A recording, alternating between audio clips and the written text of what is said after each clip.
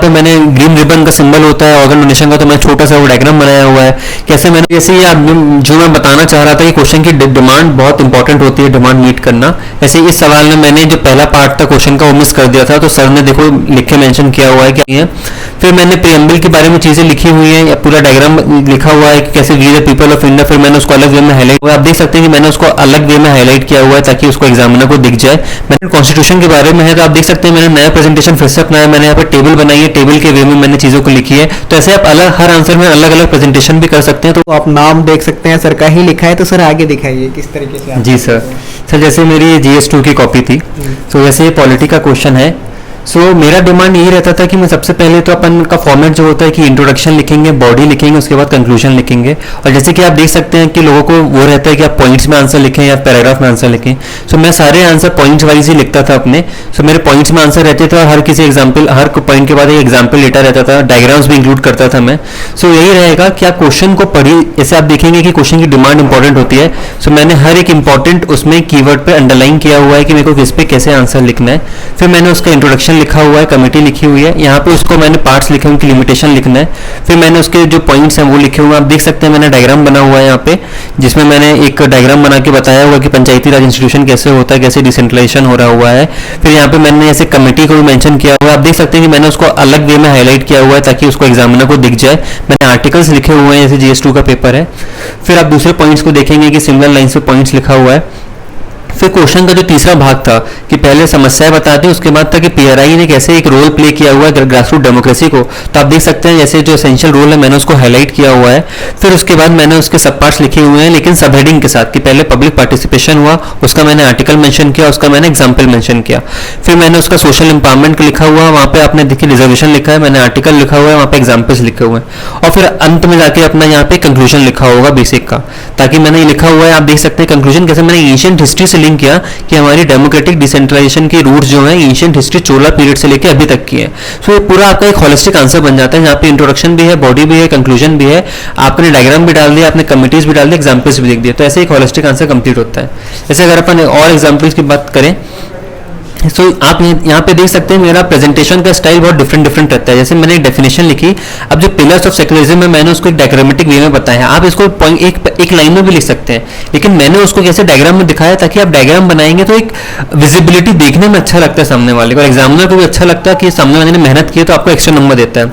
फिर मैंने आप देख सकते हैं कि अपने संस्कृत की भाषा या अपने जो वेदों में लिखा हुआ होता है वो कीवर्ड्स वगैरह लिखता हूँ। जैसे सेक्युलरिज्म में सर्वधर्म संभव, कि हर धर्म एक समान है हमारे लिए।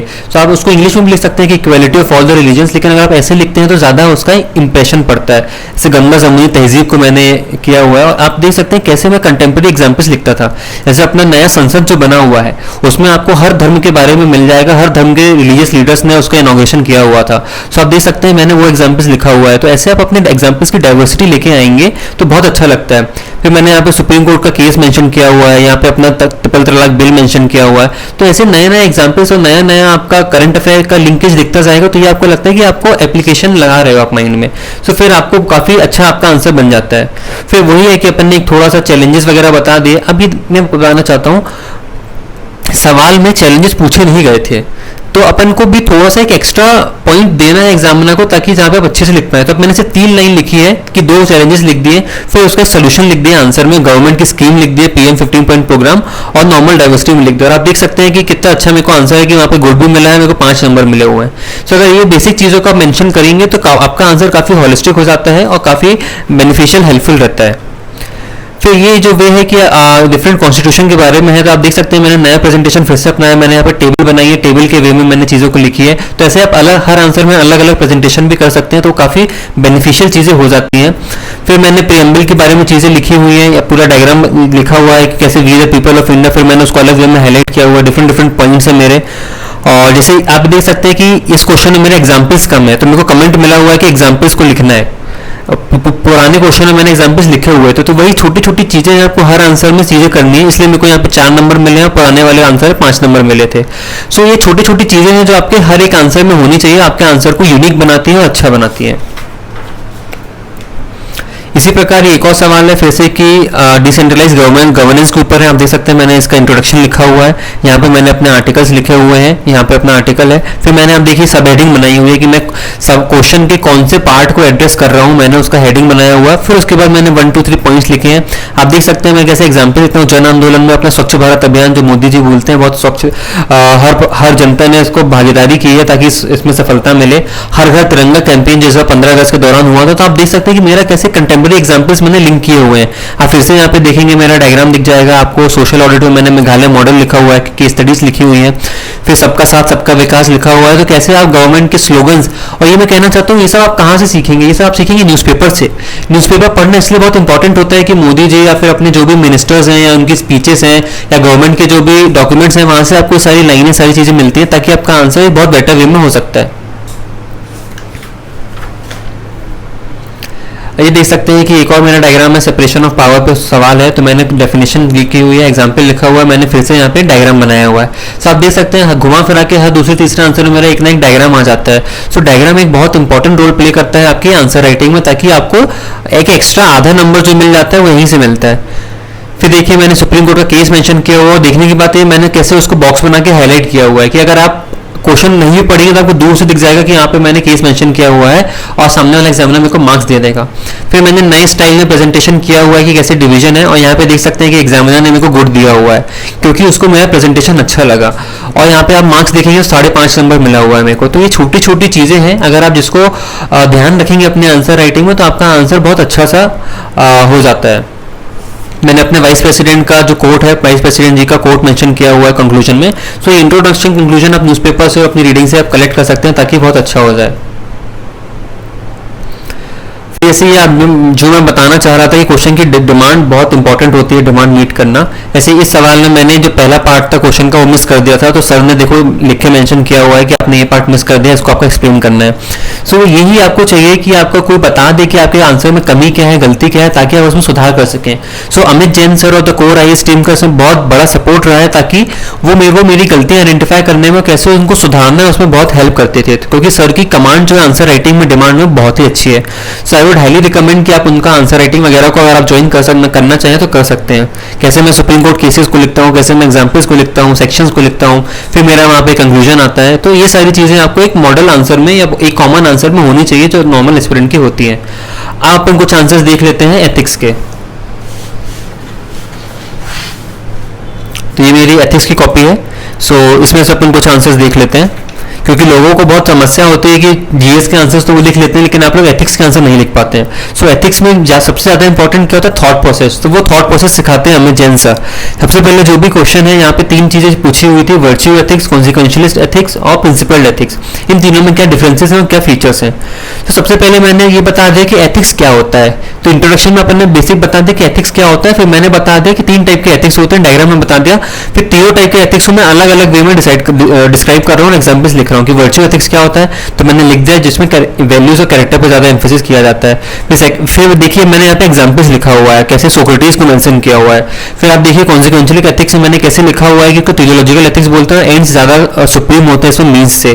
फिर आप देखोगे मैंने यहाँ पे एग्जाम्पल लिखा हुआ है, एग्जाम्पल देखो मेरा करंट अफेयर का है, किसी बुक का पढ़ा है नहीं है, कि लॉकडाउन के दौरान कोविड में जब चीजें हुई थी तो हमारा जो नारा था जान है तो जहान है, तो जो मोदी जी के स्लोगन्स थे, तो ये मैंने कहीं से पढ़ा नहीं, किसी किताब में नहीं लिखा था, मैं न्यूज़ देखता था, न्यूज़पेपर पढ़ता था, तो वहां से चीजें मैंने उठाई और अपने आंसर्स में यूज की। प्रिंसिपल एथिक्स है तो यहाँ पे मैंने लिखा है। फिर आप एग्जांपल लिए कैसे बेसिक लिखना है कि सियाचिन में अपने जो जवान खड़े होते हैं वो कैसे अपनी ड्यूटी निभा रहे हैं देश के प्रति, तो आप वो एग्जांपल लिखे बेसिक से बेसिक। तो यही होता है एथिक्स में आपका काम। फिर देखिए मैंने एक डायग्राम बनाया हुआ है जो क्वेश्चन में दिया हुआ था, फिर मैंने उसको एक्सप्लेन किया हुआ है। यहाँ पे आप देखिए काउंटर डायमेंशन दिया हुआ है मैंने। फिर जब आप कंक्लूजन की तरफ आते हैं एंड में, तो आप देखेंगे यहाँ पे मैंने संस्कृत का कोट लिखा हुआ है, शीलम परम भूषणम, और वहाँ पे मेरे को फिर से गुड मिला हुआ है। सो ये छोटी छोटी चीज़ें हैं, अगर आप ये मेंशन करेंगे अपने आंसर्स में तो आपका आंसर एक बहुत अच्छा और पूरा डिमांड को मीट करने वाला आंसर बन जाता है। अभी एक और आंसर है कि ऑर्गन डोनेशन पे था ये क्वेश्चन कि ऑर्गन डोनेशन पे दिक्कतें होती है। तो आप देखिए मेरे इंट्रोडक्शन मैंने यहाँ पे कोट से स्टार्ट किया हुआ है। सो ये मैं कहना चाहता हूँ, अगर मैंने आपको 6 आंसर दिखाए होंगे तब 6 आंसर में आपने मेरा अलग अलग इंट्रोडक्शन देखा होगा। कहीं मैंने करंट अफेयर से स्टार्ट किया है, कहीं मैंने डेफिनेशन से स्टार्ट किया है, कहीं मैंने कोट से स्टार्ट किया है। सो ये आपको सीखना है ताकि आपके 20 के 20 आंसर थोड़े से डिफरेंट दिखे, एक जैसा सामने वाला एग्जामिनर बोर ना हो जाए कि आप एक जैसा लिख रहे हैं।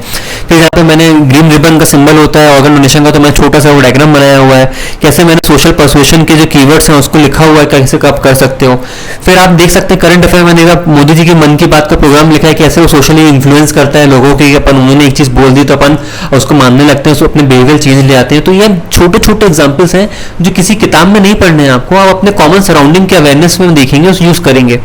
तो फिर कैसे अपना एनजीओ का रोल होता है, कैसे आप कम्युनिटी को इन्वॉल्व करोगे ऑर्गन डोनेशन में, कैसे लोगों का बिहेवियर चेंज करोगे, कैसे आपका धर्म का आपके कल्चर का क्या रोल होता है ऑर्गन डोनेशन में, कैसे आपको किसी को भी आप अगर वो देते हो रिवॉर्ड करते हो या उसको इंसेंटिवाइज करते हो चीज़ों के लिए तो उसको यूज़ करेगा। अब आप देखो मैं कैसे सोशल मीडिया को यूज़ किया, मैंने हैशटैग का यूज़ किया हुआ है।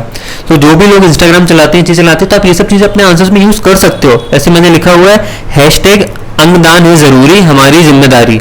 सो ऐसे कीवर्ड्स अगर आप लिखोगे तो ये एग्जामिनर को पढ़ के भी अच्छा लगेगा कि हाँ आपने चीज़ों को अप्लाई करना सीखा हुआ है, सिर्फ किताबी ज्ञान नहीं है आपके पास। और फिर आके नॉर्मल अपन ने कंक्लूजन लिखा हुआ है और चीज़ें लिखी हुई हैं। तो ये आंसर ऐसे करके आप आंसर राइटिंग और अपने एथिक्स की चीज़ों को आप डेवलप कर सकते हो। अब जैसे एक और एग्जांपल लिखा हुआ है कि पर्सनल लाइफ और प्रोफेशनल लाइफ के बारे में था, तो मेरा एग्जांपल इंट्रोडक्शन मैंने डेफिनेशन लिखी हुई है। फिर आप एग्जांपल देख रहे हो मैंने अब्दुल कलाम जी को मेंशन किया हुआ है, तो कैसे मैंने उनको बॉक्स किया हुआ है ताकि एग्जामिनर को दूर से ही दिख जाए। फिर मैंने फिर से यहाँ पे संस्कृत का कोट यूज़ किया हुआ है शीलम परम भूषणम। फिर यहाँ पे मैंने आप देखिए एग्जाम्पल्स लिखे हुए हैं लाल बहादुर शास्त्री जी और सरदार पटेल जी, कैसे उनकी जो वैल्यूज़ थी और कैसे उन्होंने अपने जिम्मेदारी देश के प्रति और अपनी पोजीशन के प्रति निभाई। फिर आप देख सकते हैं यहाँ पे मैंने फिर से डायग्राम बनाया हुआ है और वहाँ पे मेरे को मिला हुआ है साइड में गुड प्रेजेंटेशन। तो हर क्वेश्चन में मेरा कहीं ना कहीं से डायग्राम का इनोवेशन आता जाता है और वो मेरे मार्क्स में एड ऑन होता है। फिर आपने क्वेश्चन लिखा हुआ आप देख सकते हैं मेरा एग्जांपल ओसामा बिन लादेन के बारे में लिखा हुआ कि वो इंजीनियर थे लेकिन उन्होंने अपने इंजीनियरिंग नॉलेज को कैसे डिस्ट्रक्टिव वे में यूज़ किया टेररिज्म के लिए। सो आप ऐसे एग्जांपल्स लिखिए जो कॉमन लाइफ में होते हैं और आपके आंसर की डिमांड को मीट कर रहे होते हैं। फिर मैंने एक डीजीपी ऑफ मध्य प्रदेश का एग्जाम्पल लिखा हुआ है कि थोड़े दिन पहले उनका वीडियो आया था कि वो अपनी वाइफ के साथ डोमेस्टिक वायलेंस करते हुए नजर आ रहे थे। सो ऐसे करके आप लिखेंगे। फिर देखिए मैंने कैसे यहाँ पे एक और डायग्राम बनाया हुआ है, चारों चीज़ों को बताया हुआ है। जैसे मैं आपको बता रहा था इंटरव्यू में कि मैं धोनी का बहुत बड़ा फैन हूँ। आप देखिए यहाँ पे मैंने एग्जाम्पल में लिखा हुआ है MS धोनी को। यहाँ पे एक और डायग्राम बनाया हुआ है, चारों चीज़ों को बताया हुआ है। जैसे मैं आपको बता रहा था इंटरव्यू में कि मैं धोनी का बहुत बड़ा फैन हूँ। आप देखिए यहाँ पे मैंने एग्जाम्पल में लिखा हुआ है MS धोनी को। सो मैं ये कहना चाहता हूँ जिस भी चीज़ को आप पसंद करते हैं, जो भी चीज़ आपको अच्छी लगती है, आप उसके बारे में देखिए और उसको अपना सीखिए, उसको अपने आंसर्स में यूज कीजिए। सो अगर मेरे को क्रिकेट पसंद है, मैं कहीं ना कहीं से स्पोर्ट्स या क्रिकेट का एंगल लेके आता हूँ अपने एथिक्स के आंसर में, ऐसे में तो बहुत अच्छा लगता है वो। सो इसी प्रकार की मेरी आंसर राइटिंग की टेक्निक रही। अमित जैन सर ने इसी पे एम्फेसाइज किया था कि मैं अपने आंसर्स की डिमांड मीट करूँ और थोड़ी सी यूनिकनेस लेके आऊँ, हर आंसर में इंट्रोडक्शन पे ध्यान दूँ। और इसी तरह से मैंने अपने सारे जीएस की आंसर राइटिंग की और मेरे को बड़ा हेल्प मिला कोर IAS की टीम से, अमित सर के गाइडेंस से।